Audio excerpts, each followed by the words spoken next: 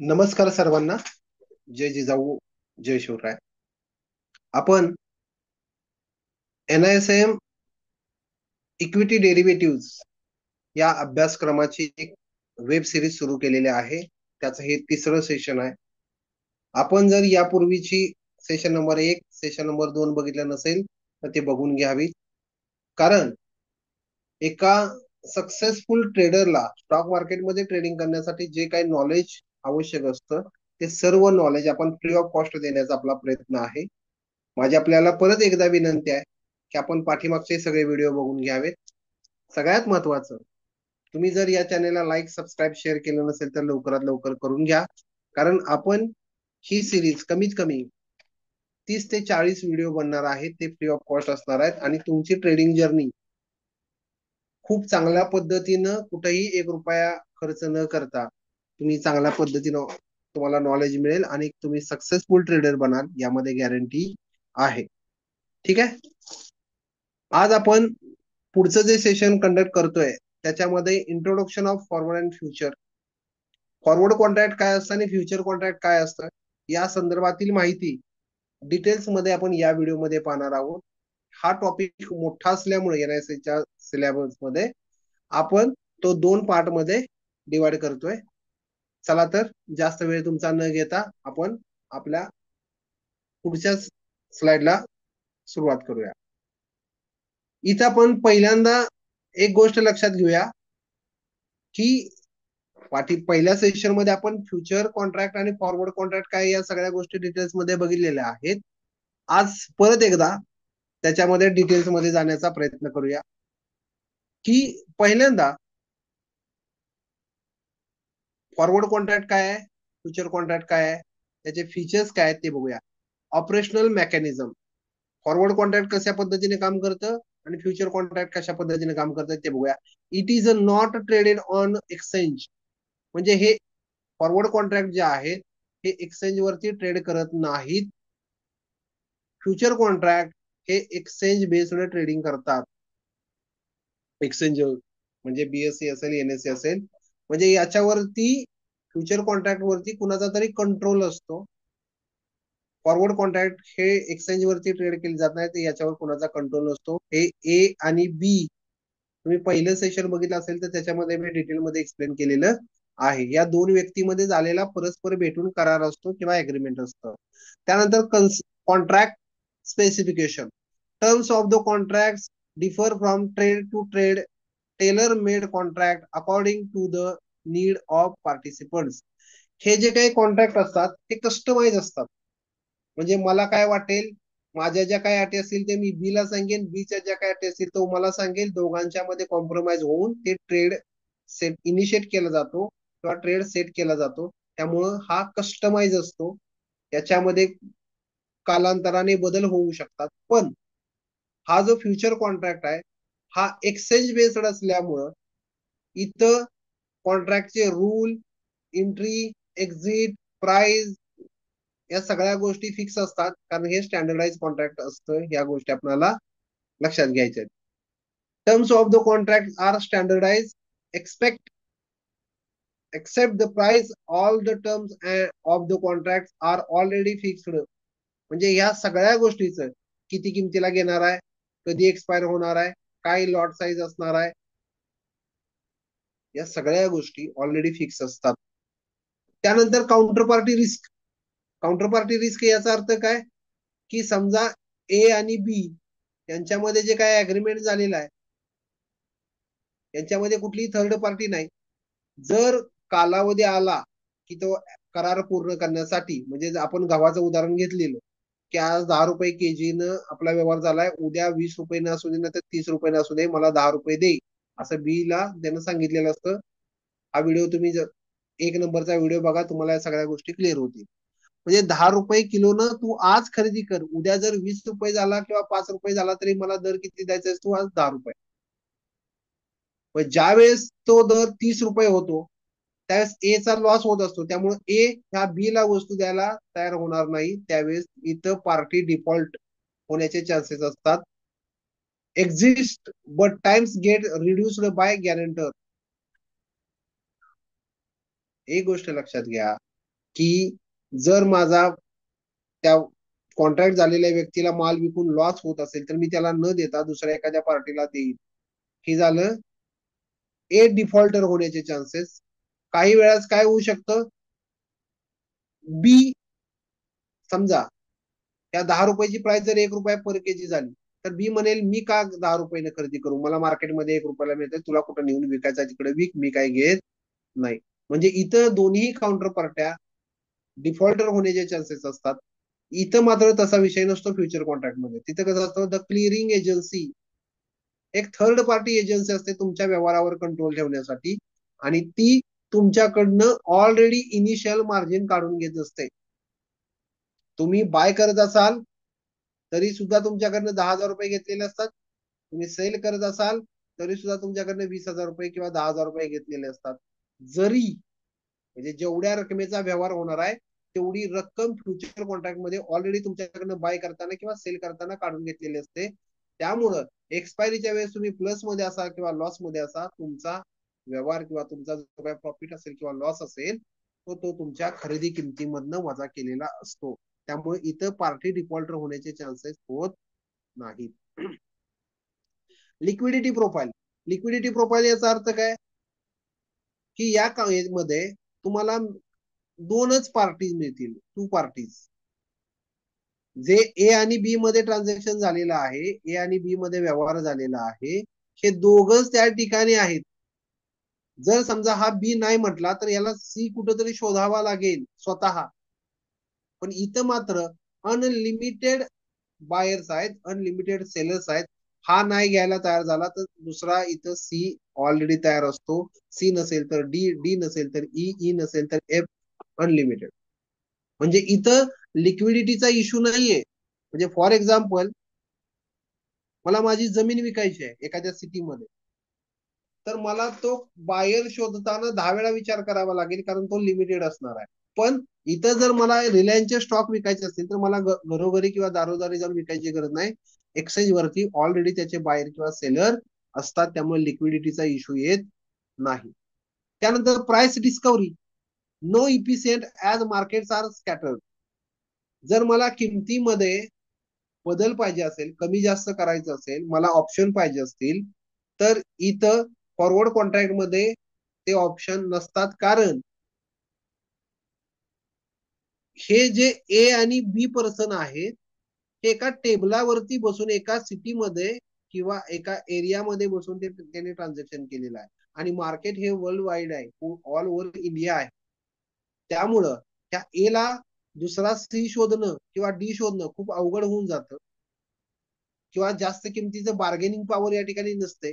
पण या future contract मात्र तुम्ही हव्या त्या किमतीला, प्रॉफिट मध्ये असा किंवा लॉस मध्ये असा, पाहिजे त्या किमतीला तुम्ही बायर सेलर शोधू शकता. या पद्धतीनं या दोन्ही मधला हा डिफरन्स आहे. कळालं सगळ्यांना? या गोष्टी ज्या काही मी शिकवतो त्या कळाल्या? मला कसं आहे, तुम्ही लाईक करा आणि तुमच्या ज्या काही डाऊट असतील ते कमेंट मध्ये टाका, म्हणजे मला कळेल की बाबा तुम्हाला खरंच या व्हिडिओची गरज आहे, माझा कॉन्फिडन्स बिल्ड होईल. ओके, चला पुढच्या स्लाइड वर.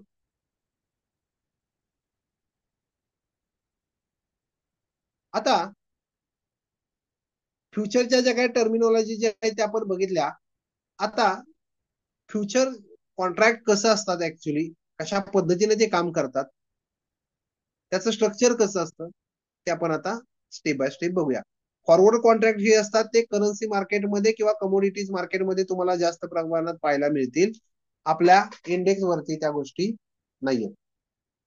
Index future Nifty 50. Expiry date, प्रत्येक फ्युचरची एक्सपायरी निफ्टीच्या जर विचारात गेली तर लास्ट गुरुवार, लास्ट थर्सडे,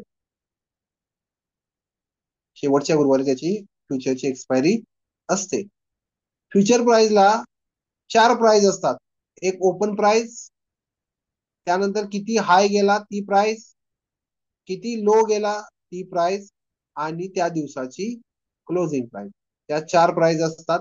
त्यानंतर ते फ्युचर जे एक्सचेंज डिझाईन केलेले आहेत त्याची संख्या किती आहे, ती संख्या लिमिटेड असते. ती एवढी आहे. त्याचबरोबर टर्नओव्हर किती होतो ते या ठिकाणी दिलेला आहे. म्हणजे या पद्धतीनं फ्युचर काम करत असतात किंवा फ्युचरचं स्ट्रक्चर असतं. ओके, पुढच्या स्लाइडवर जाऊया की काय आपल्याला आणखी नवीन शिकायला मिळतंय. सगळ्यात महत्वाची गोष्ट की हे आपला थेरॉटिकली पार्ट आहे. येणाऱ्या काही व्हिडिओज मध्ये आपल्याला NISM न दिलेल्या ज्या प्रत्येक ट्रेडरला शिकण्यासाठी योग्य अशा स्ट्रॅटेजी पण आपण शिकणार आहोत की तुम्ही तुमच्या आधारे तुमचा पोर्टफोलिओ मॅनेज कसा करू शकता. मार्केट वरती निघाला असेल तर तुमची पोझिशन हेज कशी करू शकता. डाऊन साईडला असेल तर कशा पद्धतीने हेज करू शकता. साईडवे राहत असेल तर मार्केटला तुम्ही कशा पद्धतीने सेटल करू शकता आणि त्या अकॉर्डिंग ट्रेड घेऊ शकता. या सगळ्या गोष्टी आपण स्टेप बाय स्टेप शिकणार आहोत. फक्त आपण एक गोष्ट लक्षात घ्या, फळावर काम न करता मुळावर काम करत आहोत. आता इथं हे सेन्सेक्सच्या बाबतीत आहे. इथं अंडरलाईंग असेट जी काय आहे ती सेन्सेक्स इंडेक्स आहे. म्हणजे काय, सेन्सेक्स मध्ये रजिस्टर असणाऱ्या ज्या टॉप 30 कंपन्या आहेत त्या 30 कंपन्यांचे जे काही शेअर्स आहेत, 30 कंपन्यांचे जे शेअर्स आहेत त्या शेअरचं मार्केट कॅपिटलायझेशन आहे त्याचं जे काही ऍव्हरेज आहे त्यापासून सेन्सेक्स इंडेक्स बनतो. आता या सेन्सेक्स इंडेक्स आपण डायरेक्ट ट्रेड नाही करू शकत.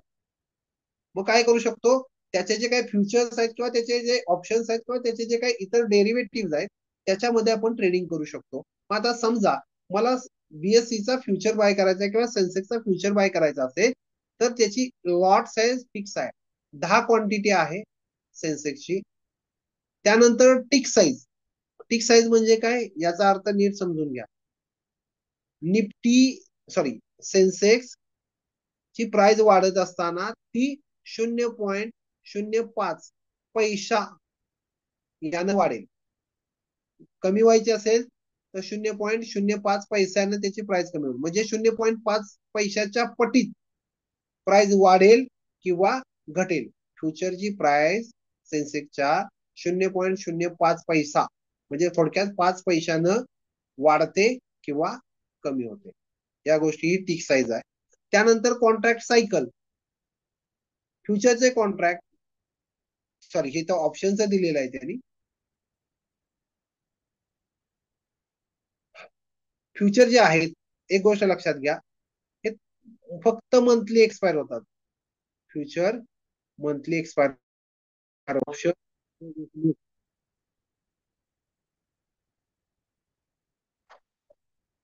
फ्युचर हे मंथली एक्सपायर होतात आणि सेन्सेक्सचे ऑप्शन हे वीकली एक्सपायर होतात.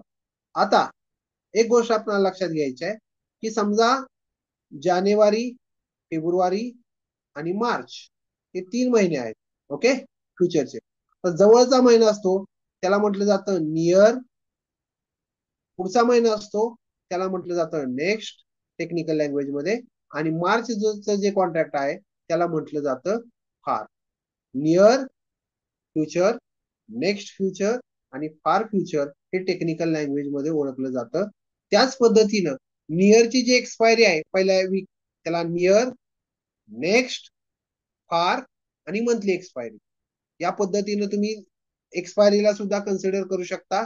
पण फ्युचरची मंथली एक्सपायरी असल्यामुळं आणि ही लास्ट फ्रायडेला होते त्यामुळे आपण कसं म्हणतो, नियर मंथ म्हणजे सध्याचा करंट मंथचा असेल त्याला नियर एक्सपायरी, पुढच्या महिना असेल त्याला नेक्स्ट आणि त्याच्या पुढचा असेल त्याला फार. म्हणजे इथं आपण उदाहरण काय घेतलंय, जानेवारी जर सध्या करंट मंथ चालू असेल तर जानेवारी महिन्याची जी एक्सपायरी असेल त्याला नियर एक्सपायरी, फेब्रुवारी महिन्याची असेल त्याला नेक्स्ट एक्सपायरी आणि मार्च असेल त्याला फार एक्सपायरी असं म्हटलं जातं.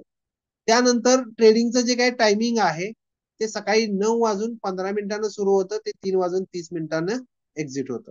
एक्सपायरेशन डे इथं दिलेला आहे मंथली शेवटच्या शुक्रवारी आणि निफ्टी शेवटच्या महिन्याच्या गुरुवारी एक्सपायर होते. वीकली एक्सपायरी कॉन्ट्रॅक्ट फ्रायडेला प्रत्येक आठवड्याची जी काय एक्सपायरी आहे ती प्रत्येक आठवड्याच्या शुक्रवारी एक्सपायर होत आहे. ओके, पुढे जाऊया. फायनल सेटलमेंट कधी असते, cash settlement based on the closing price of the underlying index on the expiration. Final expiry कधी असणार आहे, जी काय मंथ एक्सपायरी असेल त्या शुक्रवारी पूर्ण तुमच्या फ्युचरची फायनल सेटलमेंट होऊन जाते. ओके, या पद्धतीनं हे सेटअप असतं फ्युचरचं. पुढे जाऊया. अजून आपल्याला नवीन काय शिकायला मिळतंय? व्हिडिओ शेवटपर्यंत पाहत राहा. 2 पार्ट मध्ये आपण हे सेशन डिवाइड केलं असल्यामुळं आता आपल्याला बेसिक टर्म्स ऑफ फ्युचर या सगळ्या गोष्टी आपल्याला डिटेल मध्ये समजून घ्यायच्या. ओके, आता पहिली जी कन्सेप्ट आपल्याला या ठिकाणी पाहायला मिळते ती काय मिळते? Future price. प्रत्येक फ्युचरला एक प्राइस असते. प्रत्येक फ्युचरला एक प्राइस असते. 1-2 मिनिटं वेळ द्या. आपण काय करूया? Future price. समजा आता निफ्टी 24,120 असेल तर फ्युचरची प्राइस त्याच्यापेक्षा जास्त असते किंवा कमी असते. समजा ही निफ्टीची काय झाली? Spot price. आता निफ्टी समजा 24,120 ला सुरू आहे तर ती झाली त्याची स्पॉट प्राइस. फ्युचर प्राइस ही त्याच्यापेक्षा वेगळी असू शकते. म्हणजे कशी असू शकते? 24,220 ही त्याची फ्युचर प्राइस असू शकते, म्हणजे नियरची. नेक्स्टची असू शकते 24,310. फारची असू शकते 24,300. ही प्लस पण असू शकते किंवा असं पण असू शकतं 24,000, 23,900, 23,800. कसंही असू शकतं. प्लस मध्ये पण असू शकतात आणि मायनस मध्ये पण फ्युचरच्या प्राइस असू शकतात. त्या अकॉर्डिंग तुम्ही ट्रेड करू शकता. समजा जर तुमच्या अनालिसिस नुसार तुम्हाला वाटत असेल की येणाऱ्या काळामध्ये मार्केट अप साईडला जाईल तर तो या प्राइसचा फ्युचर तुम्ही बाय करू शकता किंवा सेल करू शकता. जे काही तुम्हाला अकॉर्डिंग करायचं आहे ते तुमच्या अकॉर्डिंग तुम्ही तुमच्या अनालिसिसच्या अकॉर्डिंग करू शकता. फ्युचरची प्राइस या वेगवेगळ्या असतात. या गोष्टी क्लिअर झाल्या. त्यानंतर कॉन्ट्रॅक्ट सायकल. फ्युचर जे कॉन्ट्रॅक्ट असतात ते मंथली कॉन्ट्रॅक्ट असतात. जवळच्या महिन्याचा असेल तर त्याला आपण नियर कॉन्ट्रॅक्ट म्हणतो. पुढच्या महिन्याचा असेल तर त्याला नेक्स्ट म्हणतो. त्याच्या पुढचा असेल त्याला फार. म्हणजे हे जानेवारीचं झालं, हे फेबचं झालं, हे मार्च झालं. हे मगाशी आपण डिटेल्स मध्ये बघितलेलं आहे. त्याचबरोबर पुढच्या गोष्टी आहेत एक्सपायरी. फ्युचरची एक्सपायरी सेन्सेक्सच्या बाबतीत बघितलं तर शेवटच्या शुक्रवारी महिन्यातल्या. जर आपण याची बघितली कशाची? बँक निफ्टीची तर शेवटच्या बुधवारी. निफ्टीची बघितली तर शेवटच्या गुरुवारी एक्सपायरी असतात. त्यानंतर टिक साईज मगाशी आपण बघितलं की 0.05 पैशानं निफ्टी किंवा सेन्सेक्स हा वाढतो किंवा कमी होतो. प्राइस मधले बदल हे 0.05 पैशाच्या पटीत मोजले जातात. कॉन्ट्रॅक्ट साईज प्रत्येक इंडेक्स वाईज वेगवेगळी असते.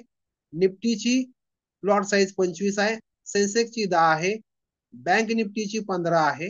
अशा पद्धतीनं इंडेक्स वाईज कॉन्ट्रॅक्ट साईज ही वेगवेगळी असू शकते. त्यानंतर पुढचा पॉइंट आहे की बेसिस. बेसिस म्हणजे काय?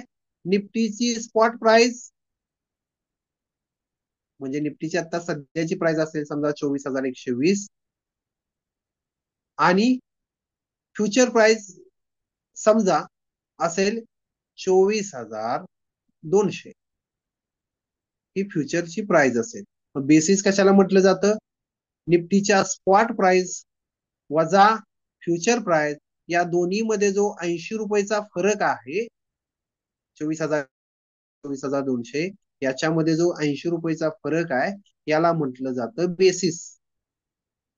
म्हणजे difference between Nifty spot price minus future price. मग ही प्लस मध्ये पण असू शकते किंवा मायनस मध्ये पण असू शकते. कशी असू शकते. मग बेसिस कशावर डिफाईन केलं जातं? ऍक्च्युअल निफ्टीची सध्याची प्राइस मायनस फ्युचरची सध्याची प्राइस या दोन्ही मधला जो काही फरक असतो त्याला बेसिस म्हणतात. आणि हाच बेसिस आर्बिट्राज मध्ये कॅल्क्युलेट केला जातो किंवा कॅलेंडर स्प्रेड मध्ये ट्रेड केला जातो. त्यानंतर पुढचं आहे की कॉस्ट ऑफ कॅरी. आता इथं पण आपल्याला एक गोष्ट समजू शकते. कॉस्ट ऑफ कॅरी म्हणजे काय?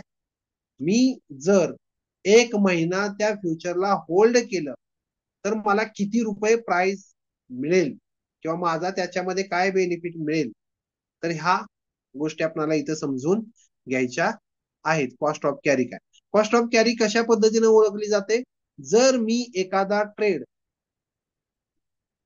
जेवढ्या काळासाठी होल्ड करतोय, समजा मी 1,00,000 रुपये एका महिन्यासाठी होल्ड करतोय, तर मला कॉस्ट ऑफ कॅरी काय पडेल, समजा ते जर मी दुसऱ्या बिझनेसमध्ये लावले तर तिथून मला जर 10% येत असतील किंवा 2% येत असतील किंवा 1% त्यातनं मिळत असेल, तर मी काय करेन, माझी कॉस्ट ऑफ कॅरी काय झाली, 1,00,000 प्लस 1,000, 1,00,000 1,000 असं काहीतरी अमाऊंट मला मिळाली पाहिजे, अशी माझी प्रामाणिक इच्छा असते की मी ट्रेड मध्ये तेवढे पैसे इन्व्हेस्ट करतोय, तर मला दुसऱ्या मार्गाने किती रुपये मिळाले असते, हा प्रत्येकाचं वेगवेगळं कॅल्क्युलेशन असतं. पण इथे काय विचार केला जातो सर्वसाधारणपणे, तुम्ही 1,00,000 रुपये स्टॉक मार्केटमध्ये लावताय, त्यापेक्षा तुम्ही बँकेमध्ये लावलं तर तुम्हाला किती इंटरेस्ट मिळेल, म्हणजे तुमची इन्व्हेस्टमेंट प्लस तुमचा rate of interest is equal to cost of carry. म्हणजे मी काय बोलतोय ते परत एकदा बघा, कॉस्ट ऑफ कॅरी म्हणजे काय, तुमची investment plus rate of interest is equal to cost of carry. अशा पद्धतीने तुम्ही ते कॅल्क्युलेट करू शकता. किंवा अशा पद्धतीनं आणखी तुम्ही कॅल्क्युलेट करू शकता, मायनस डिव्हिडंड. डिव्हिडंड म्हणजे लाभांश, कंपनीला जो काही नफा मिळतो त्यातला जो काही हिस्सा शेअर होल्डरना दिले जातात.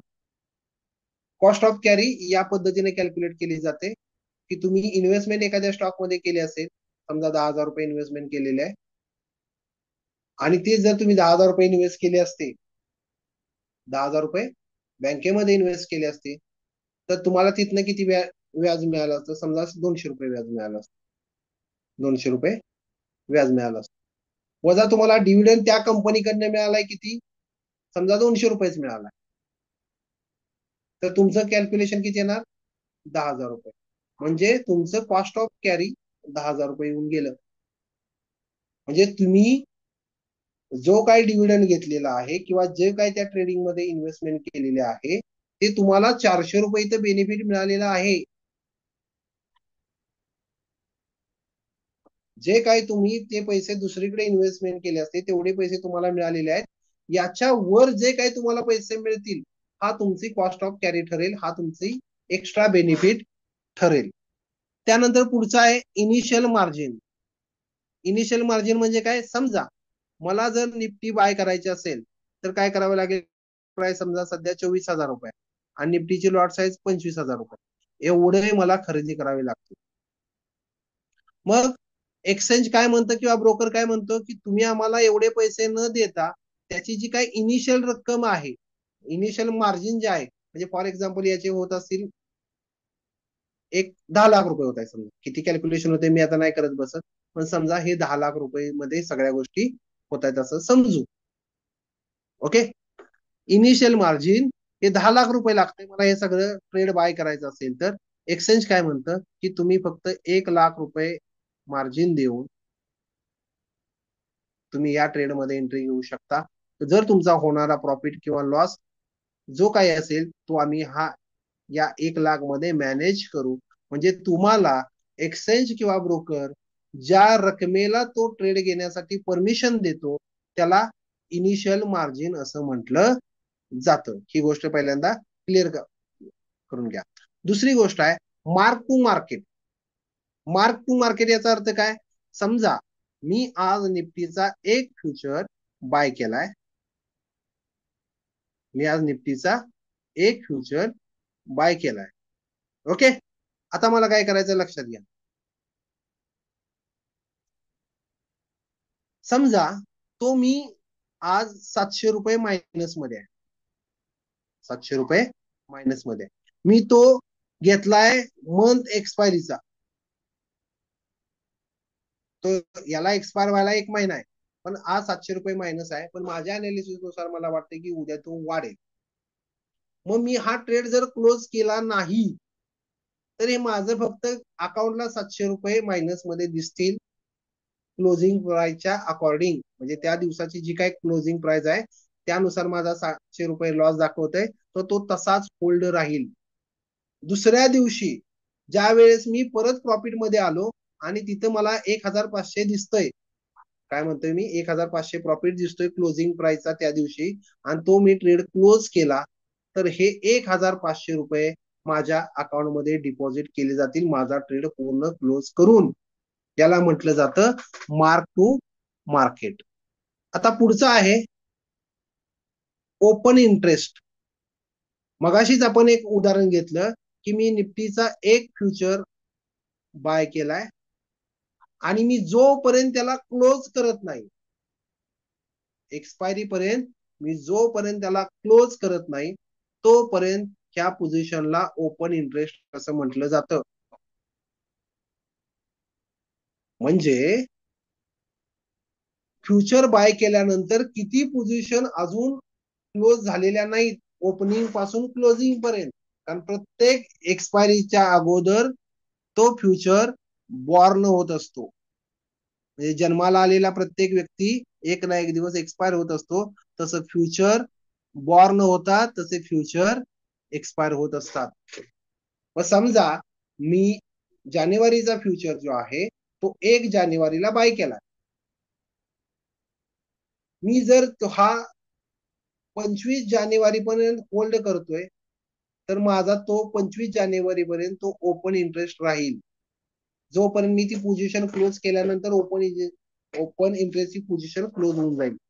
म्हणजे जे कॉन्ट्रॅक्ट लाईव्ह आहेत, क्लोज केलेले नाहीत, त्यांना ओपन पोझिशन असं म्हटलं जातं किंवा ओपन इंटरेस्ट असं म्हटलं जातं. त्यानंतर पुढचं आहे की प्राइस बँड. प्राइस बँड म्हणजे काय, की हे जे काही कॉन्ट्रॅक्ट असतात, निफ्टीचे बनलेले असू द्या, सेन्सेक्सचे असू द्यात किंवा काय असू द्यात, ते लिमिटेड कॉन्ट्रॅक्ट असतात. लिमिटेड कॉन्ट्रॅक्ट असतात. म्हणजे समजा 1 CR कॉन्ट्रॅक्ट असं पकडा, 1 CR कॉन्ट्रॅक्ट आहेत. मग हे 1 CR कॉन्ट्रॅक्ट आहेत, समजा 95 लाख कॉन्ट्रॅक्ट सेल झाली, 95 लाख कॉन्ट्रॅक्ट सेल झाली, तर ही सिच्युएशन किंवा एक्स्ट्रा बाईंग किंवा एक्स्ट्रा सेलिंग स्टॉप केलं जातं, थांबवलं जातं, बॅन केलं जातं. मग 95,000 लिमिट असू द्या, असू शकतं, 90,000 असू शकतं, किंवा 85,000 असू शकतं, किंवा 80, कितीही, 5, 10, 15, 20% कितीही असू शकतं, त्याला आपण काय म्हणू शकतो, प्राइस बँड.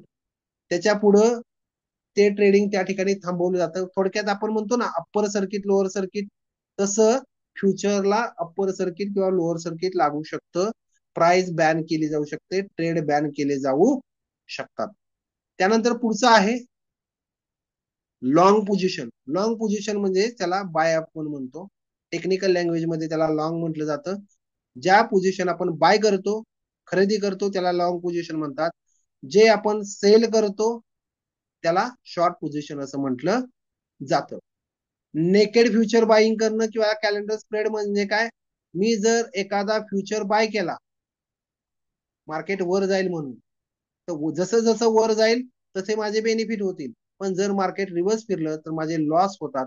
जर मी या बाय केलेल्या पोझिशनला खालून कोणता सपोर्ट देत नसेल, प्रीमियम देत नसेल, किंवा त्याचं लॉस लिमिट करण्यासाठी एक अदर पोझिशन इकडची रिव्हर्स साईडची ओपन करून ठेवत नसेल, तर त्याला नेकेड ट्रेड म्हटलं जातं, किंवा त्याला कॅलेंडर स्प्रेड सुद्धा म्हटलं जातं. कॅलेंडर स्प्रेड म्हणजे काय असतं, 2 महिन्यामधला जो काही गॅप आहे तो कॅप्चर करणं, त्याला कॅलेंडर स्प्रेड म्हटलं जातं. त्या सुद्धा पोझिशन नेकेड पोझिशनच असतात.